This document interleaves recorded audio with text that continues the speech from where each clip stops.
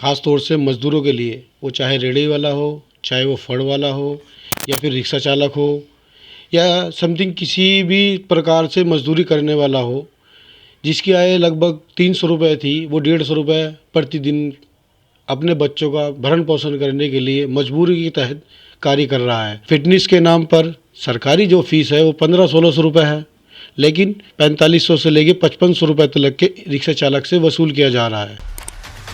आप देख रहे हैं आइफा। हमारे साथ मौजूद हैं समाजवादी पार्टी के मजदूर सभा के अध्यक्ष। उनसे बात करते हैं। क्या नाम है आपका? मोहम्मद गालिब शाह।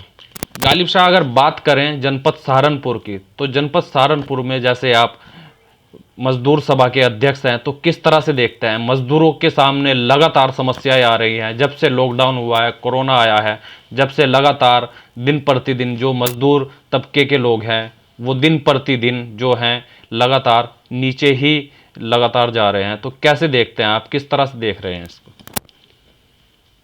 कोरोना काल से और आज तक के समस्याएं जो भी हैं, ख़ास तौर से मज़दूरों के लिए, वो चाहे रेहड़ी वाला हो, चाहे वो फड़ वाला हो या फिर रिक्शा चालक हो या समथिंग किसी भी प्रकार से मज़दूरी करने वाला हो, जिसकी आय लगभग 300 रुपये थी, वो 150 रुपये प्रतिदिन अपने बच्चों का भरण पोषण करने के लिए मजबूरी के तहत कार्य कर रहा है। फिर भी सरकार मज़दूरों पर ध्यान नहीं दे रही है। हमने बार बार शिकायत राइटिंग में भी दी, माननीय मुख्यमंत्री साहब को भी दी, प्रधानमंत्री साहब को भी दी, लेकिन सिवाय आश्वासन के हमें आज तक कोई जवाब नहीं मिला।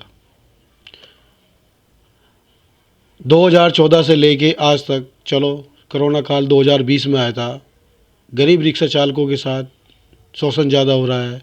जिस लाइसेंस की फ़ीस 32 रुपये थी, आज उस लाइसेंस की फ़ीस 400 रुपये है। 400 रुपये देने के बावजूद भी आरटीओ के चक्कर काटने पड़ते हैं। ई रिक्शा चालक और टेम्पो, इंश्योरेंस टेम्पो का 6000 का है, रिक्शे वाले का 6000 का है। फिटनेस के नाम पर सरकारी जो फीस है वो 1500-1600 रुपये है, लेकिन 4500 से लेके 5500 रुपये तक के रिक्शा चालक से वसूल किया जा रहा है। चलान काटे जा रहे हैं। गरीब आदमी है, एक रिक्शा का अगर चलान कटता है तो 12-13 हज़ार 16 हज़ार रुपये बैठता है, तो लगभग 2 महीने उसका परिवार एक समय का खाना खाकर अपना गुजारा करता है। और सरकार कहती है कि हम मज़दूरों को देख रहे हैं, मज़दूरों को देख रहे हैं। मज़दूरों को कोई नहीं देख रहा है। समाजवादी सरकार थी, ई रिक्शा चालकों को रिक्शा देने का काम किया, बेघरों को आसरा योजना देने का काम करा, महिलाओं को 500 रुपये पेंशन देने का काम करा, और योगी महाराज की सरकार आई, सब खत्म हो गया। नाम बदलकर अपना नाम कर रहे हैं। इसके अलावा भाजपा सरकार में कुछ नहीं हो रहा है। मजदूरों की जैसे भी आपने बात की, लाइसेंस की 50 रुपये से बढ़ाकर समथिंग 400-300 रुपये आप बता रहे हैं जी, तो किस तरह से देख रहे हैं इसको? ये सरकार की तानाशाह है या ऊपर से ही जीएसटी भी बढ़ रही है, सारी चीज़ें बढ़ रही हैं, तो कैसे देखते हैं इन मुद्दों? नहीं, तानाशाही थी तो एक बात समझ में आती है, लेकिन 32 रुपये और प्लस 400 रुपये। अब जैसे अगर आप बात करेंगे, पूरे हिंदुस्तान में सबसे महंगी लाइट उत्तर प्रदेश के अंदर है, 7 रुपये प्रति यूनिट, और सुबह को 4 बजे कुंडा बजता है कि चेक इन के नाम पे बदसलूकी की जाती है। अगर मीटर से 10 मीटर दूरी पे भी कट लगा हुआ है तो भी उसको चोरी की श्रेणी में लाके उसके खिलाफ एफआईआर दर्ज कराई जाती है। 32,000 से 42,000 तक का जुर्माना लगा जाता है, और गरीब होता जा रहा है। यानी जो गरीबी रेखा के नीचे थे वो ख़त्म हो चुके हैं। और वे बात करते हैं विकास की, विकास नहीं, विनाश हो रहा है। और साथ साथ कहते हैं कि हमने फ्री राशन दिया है। हमें फ्री राशन नहीं चाहिए, फ्री राशन मत दो। हम 150 रुपये का राशन ले रहे हैं, आप 300 रुपये ले लो, लेकिन गरीब बच्चों को, गरीब परिवारों को, मजदूरों को आप शिक्षा देने का काम करें। शिक्षा मिलेगी तो देश बढ़ेगा। फ्री में अटल बिहारी वाजपेयी ने कहा था कि आप राशन दोगे, खाने को रहने के लिए मकान फ्री में दोगे, चलाने के लिए कार फ्री में दोगे, देश तरक्की नहीं करेगा। आप शिक्षा देंगे, देश शिक्षित बनेगा तो ऑटोमेटिक देश आगे बढ़ेगा। तो माननीय प्रधानमंत्री नरेंद्र मोदी जी हैं और मौजूदा हमारे मुख्यमंत्री योगी आदित्यनाथ जी हैं। हम आपके चैनल के माध्यम से उन्हें कहना चाहेंगे कि राशन मत दीजिए फ्री में, आप गरीब परिवारों को शिक्षा दीजिए। शिक्षा मिलेगी, देश तरक्की करेगा, प्रदेश में खुशहाली आएगी। यही बात हमारे यहाँ नगर से जो प्रत्याशी है माननीय श्री संजय गर्ग साहब, उन्हें ये मुद्दा उठाया विधानसभा में, शिक्षा का मुद्दा उठाया, बिजली का मुद्दा उठाया, पादोई का मुद्दा उठाया, लेकिन विपक्ष में रहने के बावजूद सहारनपुर में 5 साल लगभग उन्होंने बहुत कार्य किया है। मज़दूरों के लिए भी कार्य किया है। मज़दूरों के लिए जो स्टैंड बनवाए थे वो मौजूदा सरकार में ध्वस्त कर दिए गए हैं। रिक्शा स्टैंड ख़त्म कर दिए गए हैं। कुछ नहीं हो रहा है सिवाय आश्वासन के। मजदूरों की अगर बात करें, अभी आप कह रहे हैं कि शिक्षा देनी चाहिए, गरीब आदमियों को राशन नहीं देना चाहिए। कुछ लोग ऐसे भी हैं जो बिल्कुल ही गरीब हैं, बिल्कुल गरीब तबके के लोग हैं, 2 वक्त की रोटी भी नहीं ले पाते हैं। सरकार द्वारा उनको महीने में 2 दफ़े राशन दिया जा रहा है, तो क्या ये उनके साथ बदसलूकी नहीं होगी कहीं से कहीं? नहीं, ये राशन देने का काम कर रही है, अच्छी बात है, लेकिन 150 रुपये प्रति माह राशन आप मुफ्त दे रहे हैं। बच्चों को आप तालीम देंगे तो वो कमाएगा, बढ़ेगा, देश की तरक्की होगी, देश का नाम रोशन करेगा। हो सकता है कल कोई अब्दुल कलाम बन जाए, हो सकता है कल कोई अब्दुल हमीद बन जाए, हो सकता है कल कोई सुभाष चंद्र बोस बन जाए, हो सकता है कुछ भी हो सकता है। देश की तरक्की के लिए विकास नहीं, पढ़ाई सबसे ज़्यादा ज़रूरी है। मज़दूरों के लिए कोई नहीं सोचता। बड़े बड़े पोस्टर लगा के लाखों करोड़ों रुपए आप प्रचार में खर्च करते हैं, होर्डिंग पे खर्च करते हैं, टीवी चैनलों पे खर्च करते हैं। अगर वही पैसा आप गरीब की पढ़ाई में लगाएं तो उससे बेहतर तो मैं मानता हूँ कुछ नहीं है। क्योंकि आप देखिएगा कि 15 लाख रुपए देने का वादा किया, हमें 15 लाख भी नहीं चाहिए। बच्चे हमारे सड़कों पे घूमते हैं, आवारगर्दी करते हैं। क्यों? बेरोजगारी है, इतनी कमाई हमारी नहीं है। हम रिक्शा चलाते हैं, 500 रुपये मिनिमम, हम 500 से 400 कभी 600 रुपये कमा लेते हैं, फिर 300 रुपये उसका किराया जाता है। अब 300 रुपये में हम डॉक्टर भी है, घर परिवार भी है, दूध भी है, चीनी भी है, सब कुछ है। अब आदमी क्या करेगा? सरकार कहती है कि आप सरकारी स्कूल में पढ़ाइए, लेकिन स्कूल में मास्टर ही नहीं है। मास्टर आता है, हाजिरी लगाता है, क्या हो जाता है? मजदूर की कोई वैल्यू नहीं है। फिलहाल ये हालात हैं।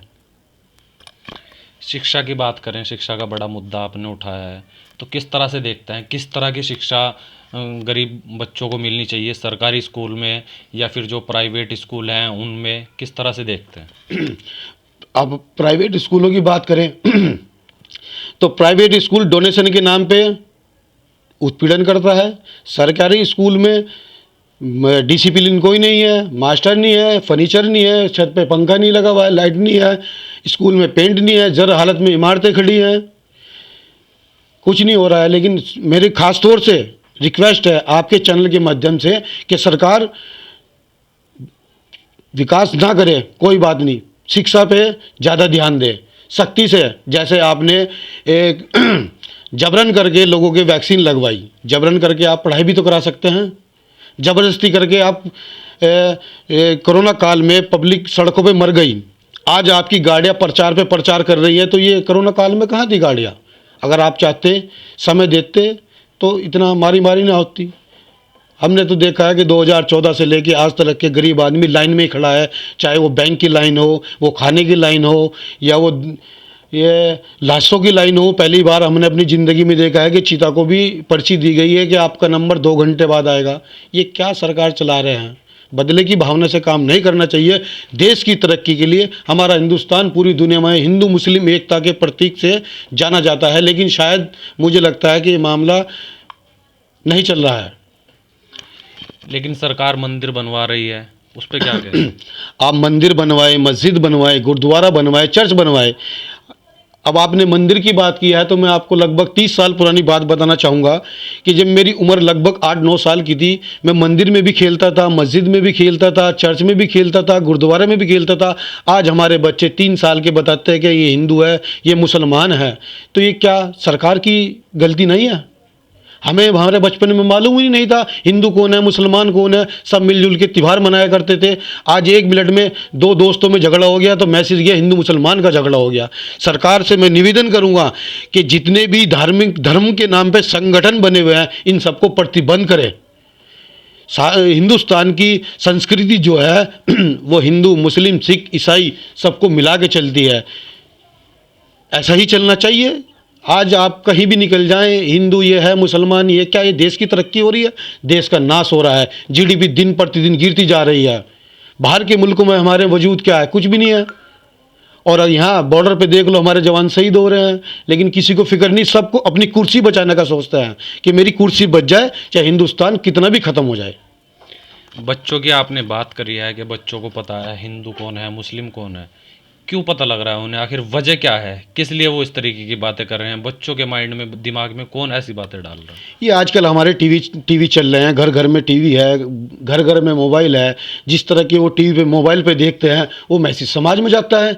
अगर आप एक भी धार्मिक संगठन, वो चाहे हिंदू का हो, चाहे मुसलमान का हो, सिख का हो, चाहे ईसाई का, अगर उस सख्ती से आप उसको बैन करेंगे कि जो हिंदू मुस्लिम की बात करे आप उसको जेल भेजने का काम करेंगे, उस पर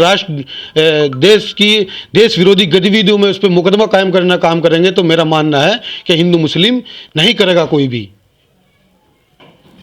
ठीक है, तो ये थे हमारे साथ सहारनपुर से गालिब शाह, जो मज़दूर यूनियन के यहाँ पर अध्यक्ष हैं। उनका कहना है कि लगातार जो है उत्पीड़न सरकार में हुआ है, लेकिन सरकार को जो है विकास ना करके शिक्षा की ओर ध्यान देना चाहिए। बच्चों को शिक्षा मिलेगी तो वो रोज़गार खुद अपना बना सकते हैं किसी भी तरह से, क्योंकि सबसे महत्व जो है वो शिक्षा ही है। और हम भी यही कहना चाहेंगे कि शिक्षा पे ही सबको ध्यान देना चाहिए। सहारनपुर से आइफा के लिए शमीम अहमद।